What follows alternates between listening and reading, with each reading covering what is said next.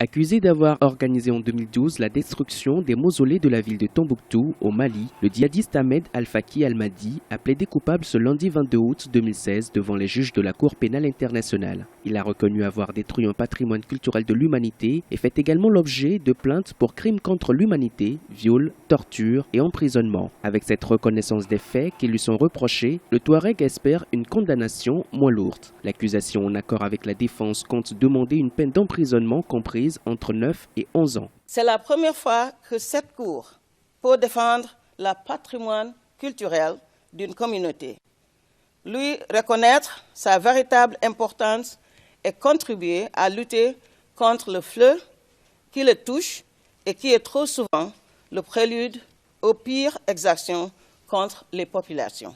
Selon les juges de la Cour pénale internationale, le procès devrait durer environ une semaine, mais la condamnation sera prononcée à une date ultérieure. Ahmed Al-Faki Al-Mahdi a déclaré avoir été au moment des faits sous l'emprise de certains leaders des groupes islamistes Al-Qaïda et Ansar Dine. Plusieurs autres djihadistes devraient aussi comparaître devant la Cour pénale internationale pour répondre aux crimes commis entre 2012 et 2013. Pour les autorités et les acteurs de la société civile malienne, les enquêtes doivent se poursuivre car les populations au nord du pays demeurent encore sous l'emprise des mouvements terroristes. Les crimes qui ont été commis et qui se commettent toujours dans les régions du nord du Mali ne se sont pas limités à des attaques contre notre patrimoine culturel.